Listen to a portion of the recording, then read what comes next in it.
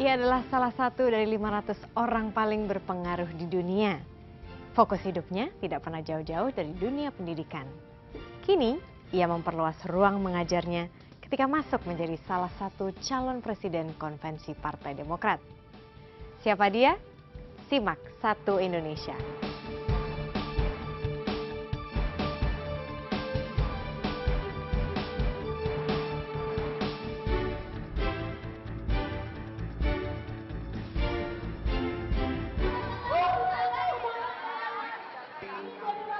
Oktober 2013 menjadi momen menyegarkan dan menyenangkan dalam dunia pendidikan Indonesia. Festival Gerakan Indonesia Mengajar berlangsung untuk pertama kalinya di Eco Park Ancol, Jakarta. Dalam event 2 hari ini, seluruh lapisan masyarakat bersama-sama membuat media belajar bagi anak-anak sekolah dasar di seluruh Indonesia. Di festival ini, tersedia 10 wahana dengan fungsi berbeda. Di antaranya, Kartupedia. Di sini para relawan merangkum informasi pengetahuan umum menjadi kartu belajar yang menarik. Ada lagi surat semangat.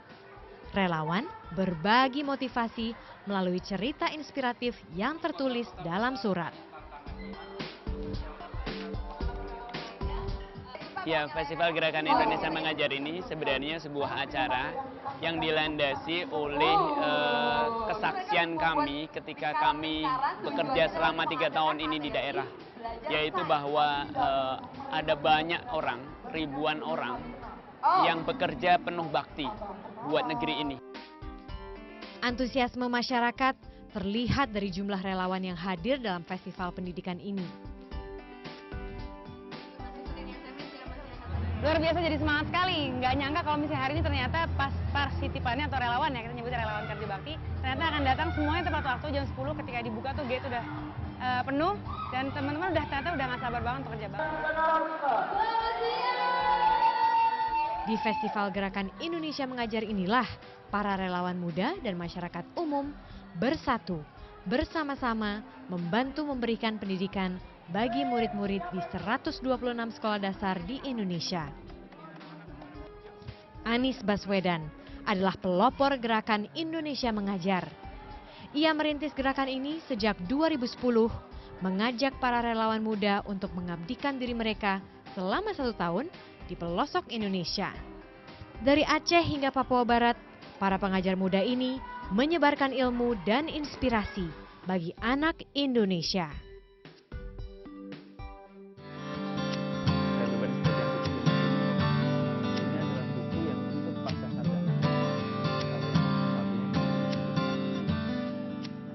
Anda pernah mengatakan bahwa pendidikan itu merupakan alat rekayasa masa depan. Apa maksudnya? Ya. Strategi dalam kita mengelola pengembangan manusia hari ini menentukan potret masa depan bangsa Indonesia. Hari ini penduduk kita yang sudah lulus universitas hanya 8%. Serius, Pak? Ya, yang pendidikannya SD ke bawah 49,5%. Itu artinya apa?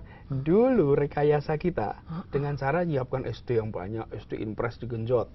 Tapi SMP, SMA, dan kuliah gak jadi perhatian kita. Jadi, kualitasnya. Anak-anak kita pendidikannya gimana? Nomor 1 tentu pastikan semuanya dapat pendidikan. Kalau mereka dapat pendidikan, mereka punya peluang untuk mensejahterakan lebih baik. Lihat, karena kita hari ini harus fokus di situ.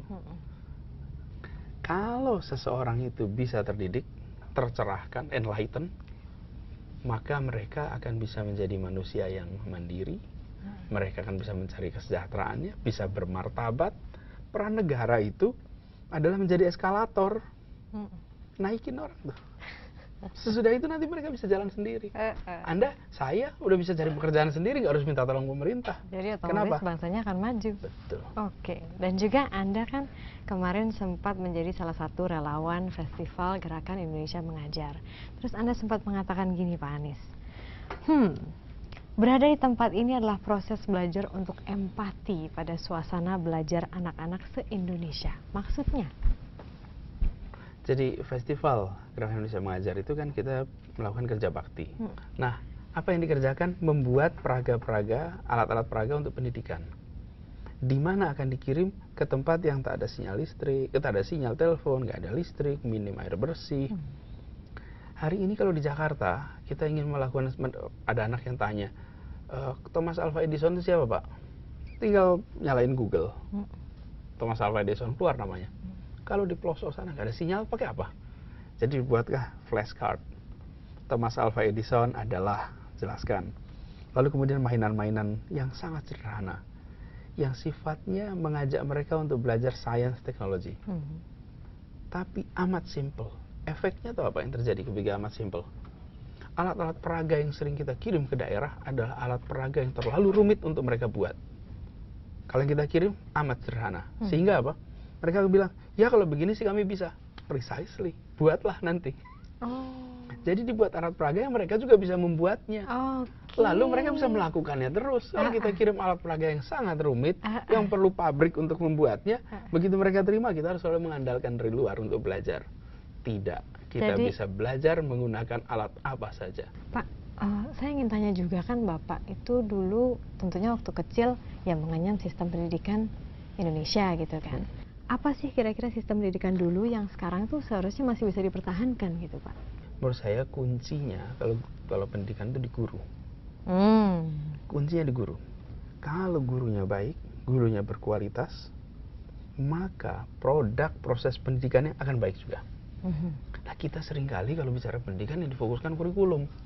Coba, memangnya kalau kurikulumnya baru, lalu otomatis ruang kelasnya jadi lebih baik. Siapa yang bawa kurikulum itu? Guru. Kalau gurunya nggak pernah ditingkatkan kualitasnya, diperhatikan kesejahteraannya, bisa nggak dia konsentrasi? Bisa nggak dia fokus pada anak-anaknya? Impossible. Men-training guru, meningkatkan kualitasnya, dan meningkatkan kesejahteraannya. Mohon maaf, guru sekarang ini kesejahteraannya berat. Guru itu menurut saya bukan semata-mata rupiahnya yang penting. Ya, mereka harus cukup.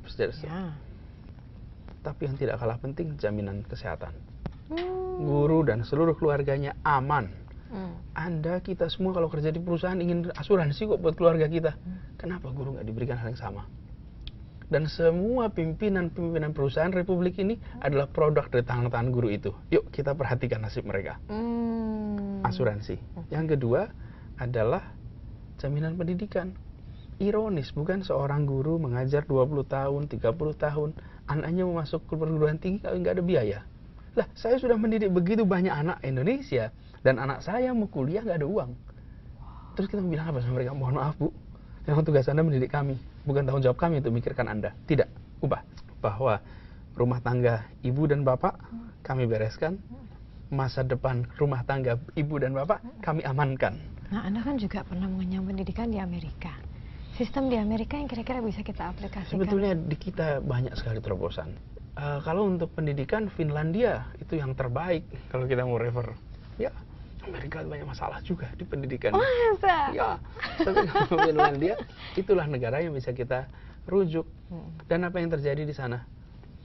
Ya, namanya guru diubah dari posisi yang dianggap sampingan menjadi profesi yang amat terhormat di masyarakat.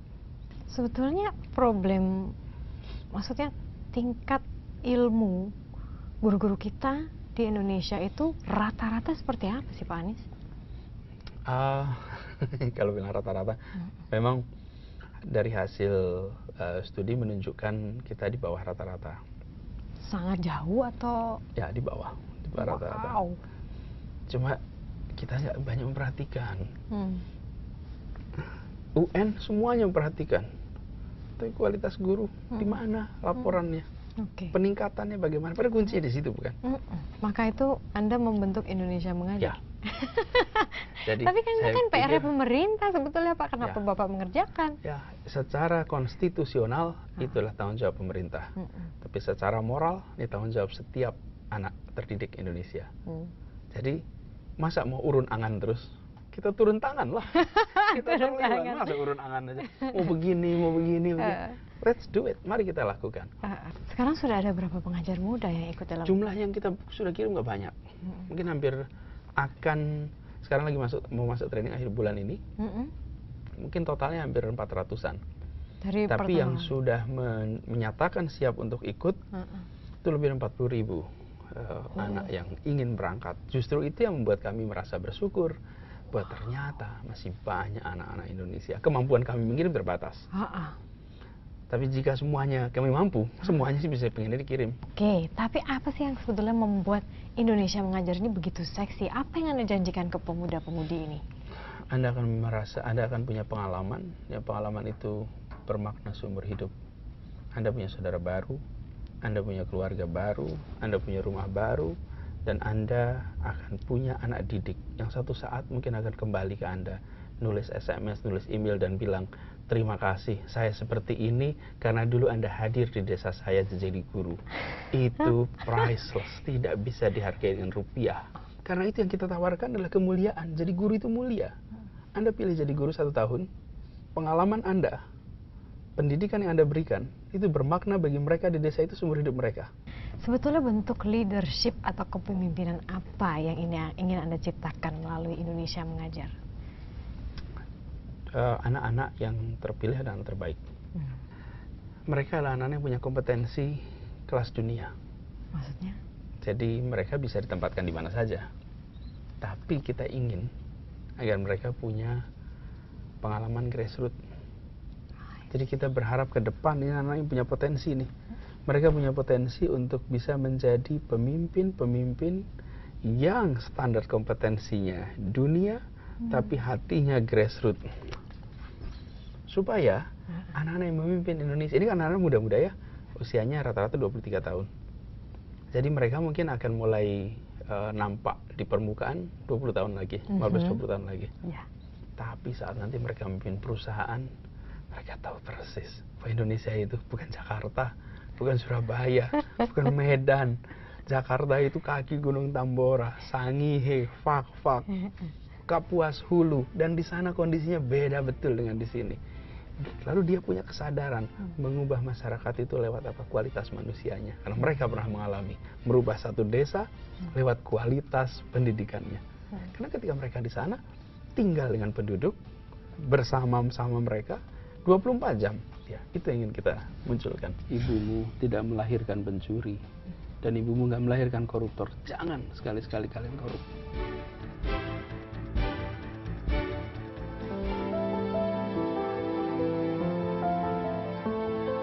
Pak Anies, Anda kan merupakan orang yang membuat mata kuliah anti korupsi di Universitas Paramadina. Nah, apa sih isi mata kuliah itu untuk memastikan bahwa generasi muda kita tidak akan mengulang kesalahan yang sama koruptor-koruptor sekarang? Ya. Gini, kita memang menerapkan mata kuliah anti korupsi sebagai mata kuliah wajib. Dan ini satu-satunya di Indonesia yang menjadikan sebagai wajib untuk semua fakultas, semua jurusan. Tugas universitas itu adalah mendidik anak-anak kita untuk mereka berperan di masyarakat. Dan salah satu masalah terbesar di Indonesia adalah korupsi. Dan banyak dari koruptor ini adalah anak-anak yang lulus dari perguruan tinggi. KPK, kejaksaan, polisi, itu bagian pemberantasan. Dalam artian penegakan hukumnya. Kami ambil posisi mengurangi suplai potensi koruptor. Dan di ujung mereka harus membuat sebuah laporan investigatif dengan menggunakan kamera, menggunakan segala macam kasus korupsi yang real, bukan yang kira-kira real. Dan lalu mereka mulai menyaksikan betapa hal yang dianggap lumrah ketika dilihat konteksnya sebangsa Indonesia menjadi luar biasa. Misalnya dulu ada yang membuat mengenai biaya pemakaman. Wah, ternyata itu ladang korupsi. Maksudnya?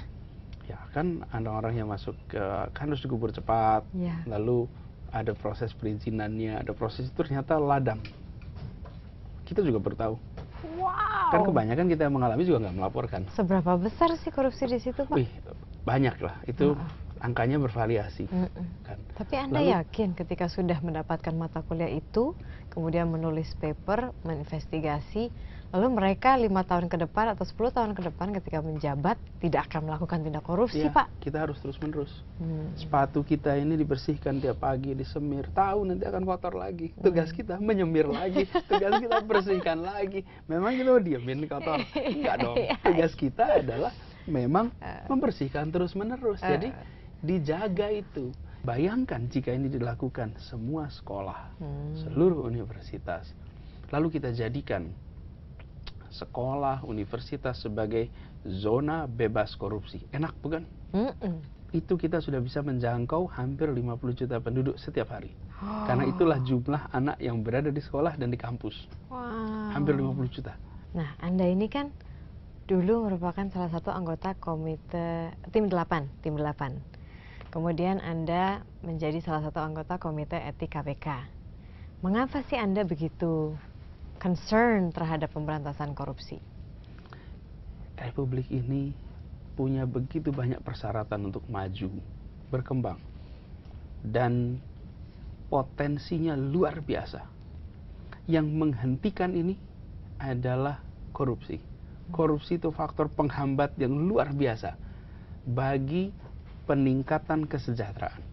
Dan jangan membayangkan korupsi ini kasus-kasus yang di Jakarta hebat-hebat.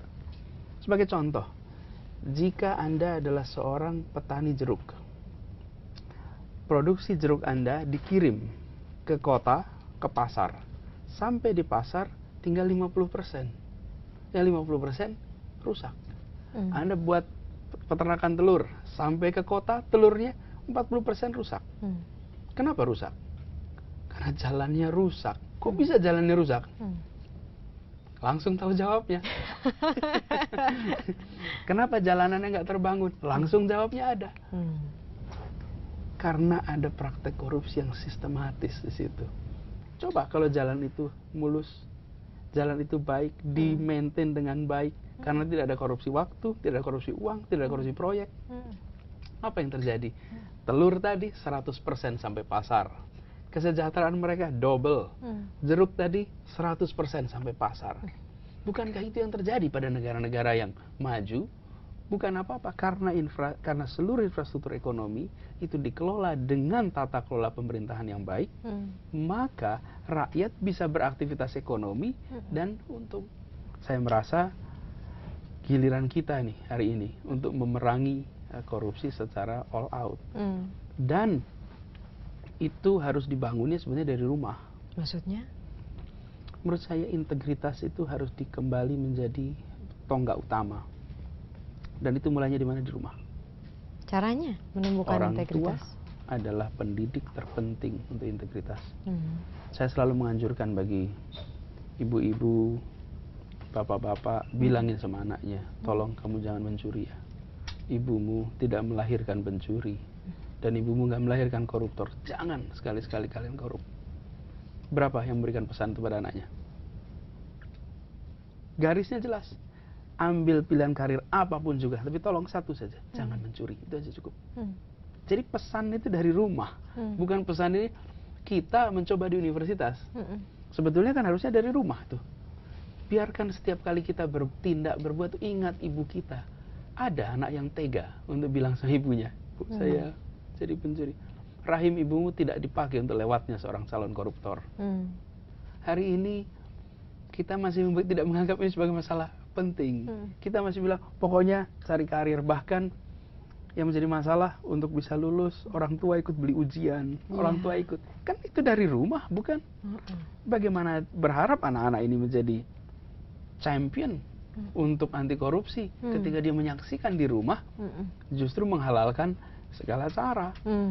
Inilah menurut saya kunci kalau kita mau perbaiki. Korupsi ada 3, Mbak. Korup karena kebutuhan. Kalau kebutuhan hidupnya, kerja misalnya nih, gajinya hanya cukup hidup 15 hari, terus 15 hari berikutnya apa sebulan? Ya dia terpaksa harus korup, bukan? Ini korup karena kebutuhan nih.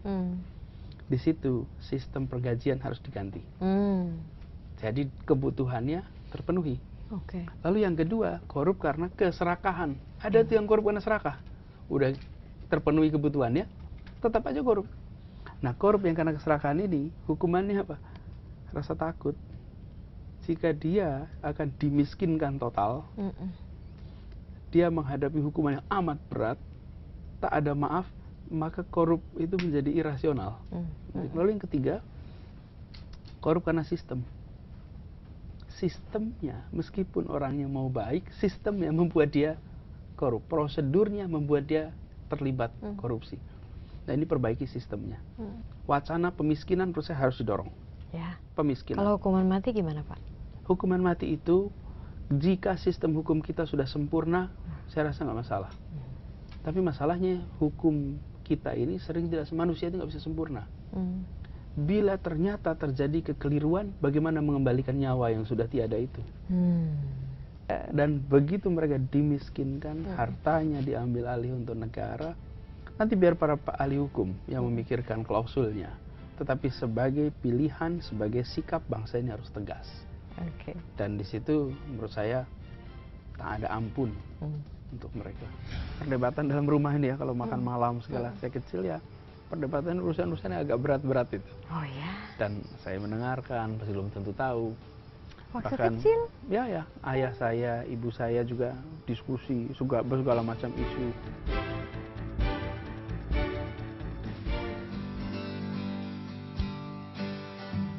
Anies Baswedan, seorang intelektual publik, tokoh masa depan, dan penerima penghargaan Anugerah Integritas Indonesia.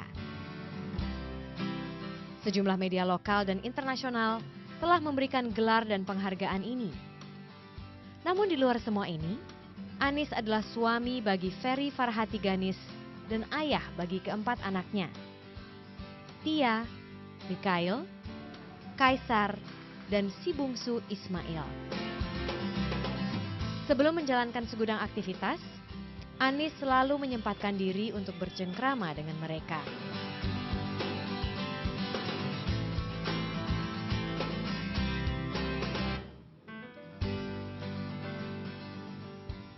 Ketika kecil, keluarga menjadi panutan hidup Anies Baswedan.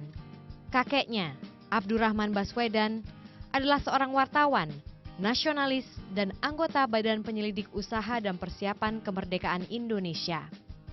Ayahnya, Rashid Baswedan, merupakan akademisi dari Universitas Islam Indonesia.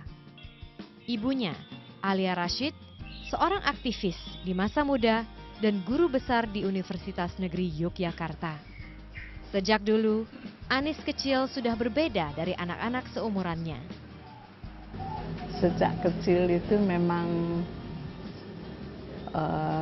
sangat aktif begitu, sangat aktif, dan sebagai anak tuh nggak cengeng gitu ya, walaupun jatuh, walaupun apa tuh nggak mudah menangis. Anies pun menonjol ketika duduk di bangku sekolah menengah. Aktif yang utamanya, karena memang zaman dulu kalau anak yang aktif itu pasti akan menonjol.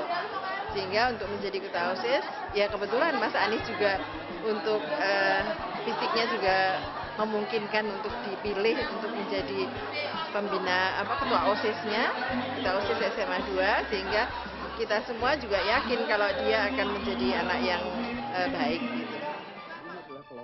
Tumbuh besar di kalangan akademisi, hingga di usianya yang ke-44 ini, ia terus mengusung misi pendidikan dengan mimpi memajukan Indonesia dengan menciptakan generasi berkualitas. Di disparitas kesenjangan kualitas antara satu daerah dengan lainnya, sehingga diperlukan memang orang-orang yang komitmen sekali untuk agar semua anak bangsa kita ini bisa terjamah, untuk bisa mendapatkan pendidikan yang layak, yang bagus. Itu sebabnya maka gagasan Mas Anies untuk Indonesia Mengajar saya kira sangat bagus dan perlu disupport sekali oleh semuanya, utamanya pemerintah. Sebelum Gerakan Indonesia Mengajar, Anies Baswedan sudah mendorong misi pendidikan ketika berprofesi sebagai wartawan, membawakan program Tanah Merdeka di TVRI dan Save Our Nation di Metro TV. Terima kasih banyak Pak Anies. Kita sudah boleh mampir ke rumah. Di sini banyak sekali burung. Apalagi yang ini. Ini adalah salah satu yang menarik. Ini jenis apa Pak Anies? Ini burung anis. Namanya anis, ya. Namanya anis. Oh ya? Ya, anis kembang. Tapi saya dari kecil suka burung. Dari Jogja suka burung. Oh iya. Cuma suasana kalau pagi, ya rasanya nggak kayak di Jakarta gitu. Oh iya, betul. Nah ini bicara Jogja, Pak Anies. Dulu Anda kan pada saat muda itu, Anda masih di Jogja, Anda punya program TV sendiri. Namanya adalah Tanah Merdeka. Kemudian sekitar beberapa tahun lalu Anda juga punya program lagi di salah satu TV berita, Save Our Nation. Apa sih yang membuat Anda tertarik pada dunia jurnalistik? Ini adalah dunia jurnalis itu buat saya dunia di mana kita bisa menggandakan ide. Jadi dulu juga ketika Tanah Merdeka itu segmennya adalah untuk anak-anak muda. Kita waktu itu saya masih SMA, kemudian programnya disiarkan TVRI. Saya mewawancara tokoh-tokoh untuk dapat pengalaman, akumulasi pengetahuan, lalu hasil wawancaranya itu digandakan buat anak-anak muda semua. Dan pengalaman saya begitu banyak dari wawancara tokoh-tokoh itu. Ada yang menarik, Pak? Banyak sekali yang menarik. Pernah wawancara Pak Harto saat itu? Belum pernah dapat, tapi kita pernah coba. Oh ya? Iya. Lalu? Saya pernah coba. Jadi Pak Harto datang ke Jogja, waktu itu pembukaan Muktamar NU di Krapia. Lalu kita dengan tim masuk ke Istana Jogja itu. Dan diizinkan masuk lagi, masuk terus sampai ke dalam. Karena mereka mengira kita punya jadwal, padahal kita nggak punya appointment, nggak punya sama sekali. Pokoknya modalnya percaya diri aja. Sampai ke dalam dan sampai di ruang tamu. Semua orang mengira kita akan punya jadwal wawancara. Begitu masuk nggak taunya asisten Mensesnek mungkin bidang dokumentasi segala datang dimarahin habis gitu, dibentak-bentak. Beliau seorang brigjen. Waduh, pokoknya kalian ini apa-apaan di sini. Gitu, saya itu mau wawancara gitu. Terus Anda wawancara siapa? Wawancara Pak Harto. Dan saya bilang, apa salahnya? Wong kelompok capir itu pada boleh wawancara sama presiden kok. Petani, nelayan. Kita anak-anak muda masa nggak boleh ngomong sama presidennya gitu. Wah, dimarahin habis karena nggak ada jadwal, nggak ada, dan orang-orang yang mengizinkan kita masuk semuanya dibentakin habis. Terus akhirnya dapat nggak? Kita yakinkan beliau sampai akhirnya tenang, dan terus dia bilang gini dah, nggak bisa. Karena kalau wawancara presiden, Soeharto harus ada skripnya. Oh, saat harus itu ya? Harus ada pertanyaannya, harus ada ini. Dan sementara kita mau wawancara, kan boleh-boleh aja dong anak muda tanya, ngobrol sama presidennya. Terus nggak bisa. Tapi kalau mau wawancara menteri siapapun boleh. Siapa waktu itu? Jadi ini rombongan presiden banyak sekali. Jadi terus saya bilang gini dah, kita wawancara yang paling kontroversial waktu itu. Oke, siapa? Pak Sudomo. Jadi terus sama beliau dipanggil. Dom, Rene katanya. Panggilnya gitu? Terus bawa ke dalam sini. Nih, acara wawancara. Jadi intinya adalah kita ini harus selalu berani melampaui target, menembus batas. Ya, kita coba tembus meskipun nggak dapat tuh. Nggak dapat, tapi udah usaha setidaknya gitu ya. Nah, Anda ini kan juga merupakan tokoh yang sangat terkenal memiliki integritas yang sangat tinggi. Anda belajar integritas itu dari siapa sih, Pak Anies? Dari siapa ya? Almarhum ayah, ibu, kakek, nenek di rumah kami. Kebetulan kami saya tumbuh besar di Jogja. Kami satu rumah. Kakek saya ini kalau dihitung posisi, barangkali posisi beliau amat tinggi. Beliau adalah salah satu anggota BPUPKI, ikut menyiapkan Republik ini, pernah menteri, anggota konstituante, dan lain-lain. Tapi di rumahnya kesederhanaan. Mobil pun nggak punya, telepon pun numpang tetangga. Ya, lalu kemudian hari beliau dapat hadiah mobil dari Pak Adam Malik, temannya. Gara-gara dia datang ke istana di Jogja, Adam Malik tanya pulangnya naik apa? Jalan kaki. Karena mobil ulang tahun kirimin mobil. Wow. Tapi poinnya adalah integritas itu bukan soal jujur saja. Integritas itu ya kita harus jujur, tapi juga kita harus berpihak pada nilai kebenaran dan kepentingan publik. Saya tidak sempurna, saya mencoba untuk selalu belajar, tapi paling tidak tumbuh besar dalam suasana di mana yang dipentingkan adalah perdebatan dalam rumah ini ya, kalau makan malam segala. Saya kecil ya perdebatan urusan-urusannya agak berat-berat itu. Oh ya. Dan saya mendengarkan, pasti belum tentu tahu. Waktu Bahkan, kecil? Ya, ayah saya, ibu saya juga diskusi segala macam isu. dan terbuka. Meja makan kita adalah meja perdebatan. Manusia itu kan tidak pernah jauh dari apa yang namanya godaan gitu. Ada yang kuat, tapi ada yang juga terlena. Anda punya tips nggak bagaimana orang bisa menjauhkan diri dari godaan? Waduh. Integritas Anda tinggi loh Pak Anies. Ya, gini, yang menurut saya ingat-ingat aja bahwa satu saat nanti nggak ada lagi yang nggak bisa dibuka. Maksudnya? Ya apa aja, apalagi sekarang zaman Twitter, zaman itu semuanya bisa.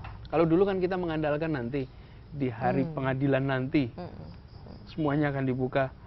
Sekarang Anda dipanggil KPK sampai anak cucu bisa lihat tuh fotonya. Iya. It'll be there Kita masuk ke forever. internet. Ya, menurut saya itu apa penjelasan rasionalnya ya. Tapi kalau saya sih sederhana aja kok, apa ya? Kerjakan hal-hal yang kalau kita ditanya lagi nggak ada yang perlu dirahasiakan. Itu aja. Itu aja. Oke. Waktu masih kecil, saya banyak merujuk ke kakek saya. Dan saya lebih mengenal tentang perjuangannya justru sesudah agak besar. Ketika masih kecil saya nggak tahu, yang saya tahu adalah kakek saya aja. Setiap hari dia jurnalis, setiap hari menulis surat, setiap hari menulis sesuatu pasti. Dan waktu itu masih pakai mesin ketik biasa. Saya sering menjadi juru tulisnya.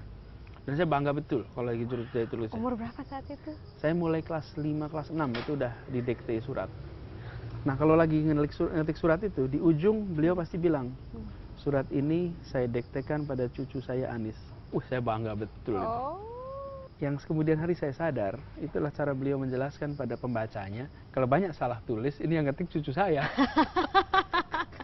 Nah, Anda kan sudah mengenyam pendidikan di luar negeri. Biasanya nih Pak Anies, kalau udah keluar negeri, nggak mau pulang, terus kenapa Anda tidak langsung bekerja di sana saja?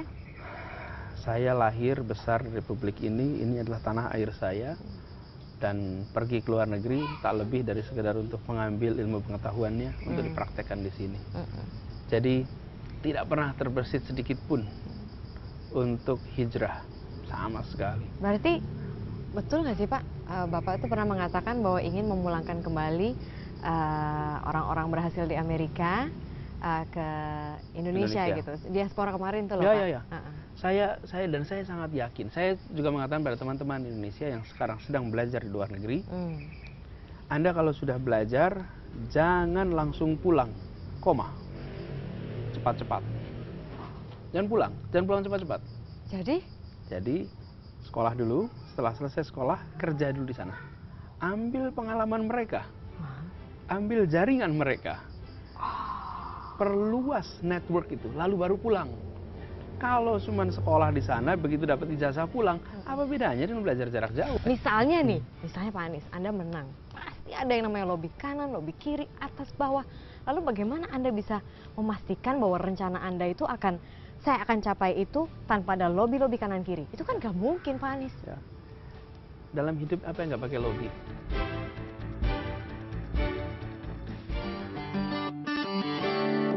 Anies Baswedan mengejutkan publik ketika menjadi salah satu peserta konvensi calon presiden Partai Demokrat Agustus 2013 lalu.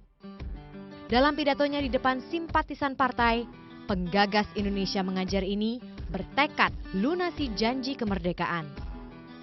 Kesejahteraan, kemakmuran, dan keadilan sosial bagi seluruh rakyat Indonesia. Republik ini datang bukan dengan cita-cita. Republik ini datang dengan janji. Janji harus dilunasi pada setiap anak bangsa. Namun berdasarkan data lembaga survei Pusat Data Bersatu awal Oktober 2013, popularitas Anies 39,2%. Sementara Dahlan Iskan berada di urutan teratas di angka 71,2%. Semua calon Demokrat belum layak menjadi capres karena popularitasnya masih rendah. Anies sebagai tokoh politik belum, tapi sebagai tokoh intelektual sudah jadi. Sebagai tokoh intelektual sudah jadi, tapi sebagai tokoh politik belum jadi, masih rendah sekali. Popularitasnya masih rendah. Itu diperlukan effort yang kuat. Menjadi capres ini tidak mudah.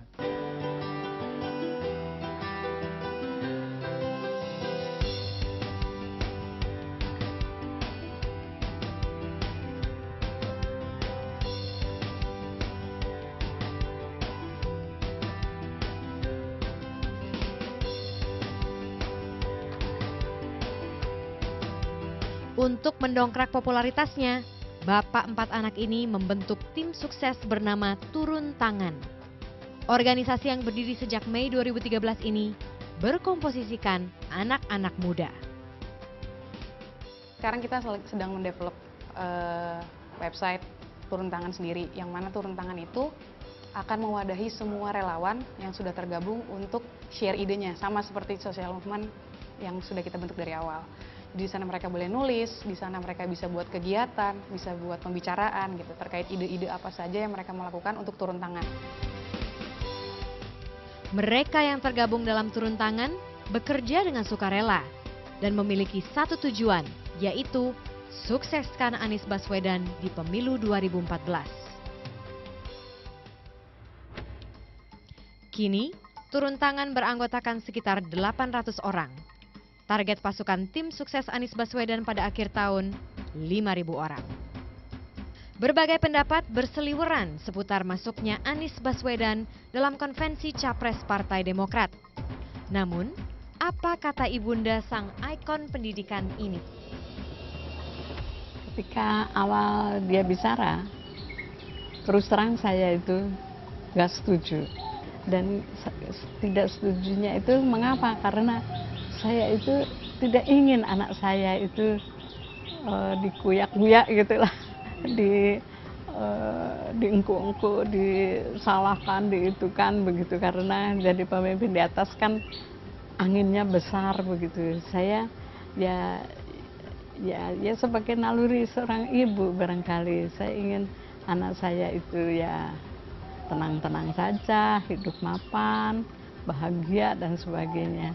Tetapi karena dia itu barangkali punya konsep yang sangat jelas begitu, apa yang ingin dia lakukan, dan dia merasa sangat bersalah kalau tidak ikut campur begitu. Dia berhasil memberi penjelasan pada saya.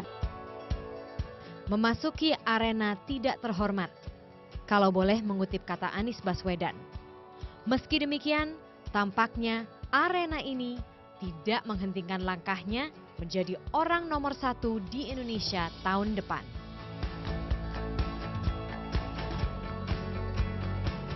Anda ini sempat mengatakan bahwa saya tidak akan berani menolak konvensi karena tanggung jawabnya nanti ke kakek saya ketika saya temui dia gitu. Maksudnya? Anda baca ya tulisan itu? Iya. Jadi ketika saya diundang untuk mengikuti konvensi, saya nggak pernah daftar, tidak menawarkan diri. Jadi ketika ada undangan untuk apa sih? Undangan untuk mengikuti sebuah proses untuk ikut mengurusi negara. Oke. Kan begitu? Iya. Dan negara hari ini potretnya banyak masalah, ya kan? Sekarang saya pilihannya ikut tanggung jawab atau tidak ikut tanggung jawab. Dan saya pilih, saya ikut tanggung jawab. Minimal, saya belum tentu menang, tapi minimal saya tidak menyerah. Begitu banyak urusan kita diputuskan oleh politik. Dan mereka yang berada di dunia politik mewakili kita selama 24 jam. Kita ingin ada perbaikan, kita ingin ada perubahan. Tapi kita diskusikan solusinya, lalu kita asumsikan orang lain yang berbuat. Dan ketika diberikan tawaran, Anda mau nggak berbuat? Oh enggak, takut dikritik. Saya bilang tidak. Oke, makanya muncul. Dan saya bilang, saya berani hadapi ini, saya akan ikut tanggung jawab, dan konvensi ini proses yang benar. Jadi lahirlah Turun Tangan. Ya. Turun Tangan itu Turun Tangan kan udah lama sebetulnya diwacanakan. Jadi saya selalu mengatakan buat teman-teman semua, sudahkah Anda melihat daftar caleg di daerah Anda? Siapa aja yang ada di situ? Sudah sekolah tinggi-tinggi, direview dong, dilihatin. Dan kalau ada yang baik, yuk didorong. Kalau ada yang bermasalah, beritahu yang lain, jangan dong ini bermasalah. Itu turun tangan. Jadi jangan kita diam saja. Nanti tahu-tahu periode berikutnya pada jalan-jalan terus ke luar negeri nih wakil kita. Marah-marah lagi. Lihat dulu Anda yang pilih, Anda yang biarkan. Lalu ketika terjadi, kita pula yang marah-marah. Dan juga Anda pernah mengatakan, saya masuk ke konvensi Partai Demokrat ini untuk mengurusi Republik, bukan mengurusi partai. Tapi pada faktanya kan susah juga tuh Pak Anies. Maksudnya pasti ujung-ujungnya akan ngurusin partai gitu loh Pak. Tanggapan Anda? Ya, kalau saya menang. Nah, misalnya nih, misalnya Pak Anies, Anda menang. Pasti ada yang namanya lobby kanan, lobby kiri, atas, bawah. Lalu bagaimana Anda bisa memastikan bahwa rencana Anda itu saya akan capai itu tanpa ada lobby-lobby kanan kiri? Itu kan gak mungkin Pak Anies. Ya. Dalam hidup apa yang nggak pakai lobby? Mau menentukan tamu wawancara aja pakai lobby kok. Iya. Pakai meyakinkan loh. Lah kok mendadak kita anti lobby, anti negosiasi. Lah mau menentukan siapa tamunya, di mana, semuanya lewat negosiasi, lewat lobby. Itulah hidup. Mendadak kita kok jadi alergi pada lobby negosiasi. Tapi Anda yakin? Gini, yang penting adalah bawa integritas itu dan gunakan kepentingan publik sebagai kompas. Bahwa pilihan-pilihannya kenapa? Karena berdasarkan kepentingan-kepentingan publik, ada masalah. Dan itu dibicarakan. Jadi yang sering terjadi adalah kita memisahkan antara kepentingan, bukan misahkan, ada konflik antara kepentingan partisan, kepentingan pribadi dengan kepentingan negara. Betul. Nah, di situ yang harus diluruskan. Itu bisa dikerjakan. Bisa Pak? Bisa dikerjakan. Yakin Pak? Sangat yakin. Bahkan begini, banyak hal yang sebetulnya bisa diatur, tapi kita milih nggak mengaturnya. Masa Pak? Misalnya begini, saya beri contoh aja di traffic lalu lintas itu. Ketika ada kekacauan, semua yang berada di traffic itu sama-sama nggak mengatur. Pokoknya yang penting kepentingan saya jalan. Ya itu yang terjadi di politik kita hari ini. Perempatan itu semuanya mau jalan. Pokoknya ada salah sedikit kita maju. Runyam semuanya. Apa sih susahnya? Bapak-bapak, mari mundur dulu sebentar, yuk kita beresin nih. Ayo, semuanya butuh pendanaan, bukan partai itu. Udah, jangan ngambil dari APBN. Jangan ngambilin tuh dari budget-budget program. Diatur pembiayaannya. Semuanya perlu pembiayaan kok. Produksi televisi perlu biaya. Menjalankan organisasi perlu biaya. Termasuk menjalankan partai. Kita ini pura-pura nggak lihat, nggak mau lihat kalau itu ada biaya. Tapi Anda yakin Anda tidak akan terbawa oleh sistem Pak Anies? Saya ingat waktu itu pesan istri saya juga bilang begitu, Anies, yang kita punya itu cuma nama baik, jaga nama itu baik-baik, karena itulah yang akan diwariskan pada anak-anak kita. Nah, ini menurut lembaga survei Pusat Data Bersatu, Anda itu di posisi kedua dengan perolehan popularitas 1,2%.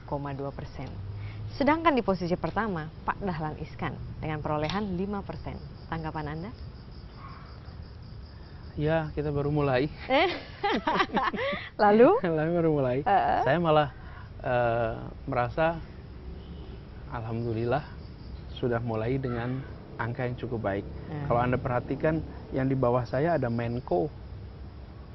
Yang di atas persis, selisihnya sedikit sekali. Ada ketua-ketua partai. Padahal saya bukan siapa-siapa. Jadi saya malah merasa ini adalah modal awal, dan saya yakin sekali pemilih Indonesia adalah pemilih yang cerdas, pemilih yang bisa membedakan. Karenanya saya amat yakin bila pesan yang kita bawa adalah pesan yang baik dan dijalankan dengan cara-cara yang baik, maka saya yakin bahwa orang-orang masyarakat pemilih di Indonesia akan milih dengan baik pula. Habis misalnya nih Pak, misalnya Anda tidak terpilih, what's next? Terus jalankan yang sekarang sudah ada.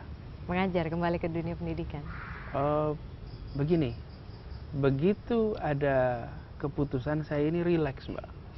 Ketika juga seperti ada undangan untuk ikut konvensi. Ikut konvensi saya lihat, konvensi seperti apa, secara dingin ambil keputusan. Begitu juga nanti saya akan lihat apa yang bisa dikerjakan, tapi yang pasti di dalam ataupun di luar kita terusin aja kerja buat Republik ini. Kalau Anda terpilih, apa yang akan menjadi prioritas pembenahan Anda terhadap Indonesia? Yang paling urgen hari ini adalah ada 3 nih komponen kita: ekonomi, proses pemerintahan dan politik, sama penegakan hukum, rule of law. Ekonomi kita dengan plus minusnya jalan baik. Lalu demokrasi kita dengan plus minusnya jalan baik. Tapi penegakan hukum banyak masalah di situ. Ini adalah problem yang harus dibereskan segera. Perekonomian kita tidak bisa jalan tanpa ada kepastian hukum. Proses politik bisa runyam tanpa ada kepastian hukum. Lihat MK kemarin. Menimbulkan banyak sekali masalah, bukan? Karena tidak ada kepastian di situ. Menurut saya kepastian hukum hal yang sangat urgen. Lalu pendidikan. Pendidikan ini, pendidikan kesehatan ya, itu dahsyat. Kalau tidak cepat bermasalah. Infrastruktur. Tapi saya ingin sampaikan begini. Jika saya diamanati, maka saya akan mengajak bersama-sama wajah-wajah baru, wajah-wajah berprestasi yang selama ini belum tentu mau iuran di pemerintahan. Saya ingin ajak mereka, tolong dong kalian iuran sekarang ke pemerintah. Sudah begitu hebat nih di berbagai sektor. Kita sering kan ketemu orang-orang hebat di Indonesia, tapi mereka semua hanya jadi pembayar pajak yang baik. Mari kelola uang pajak kita.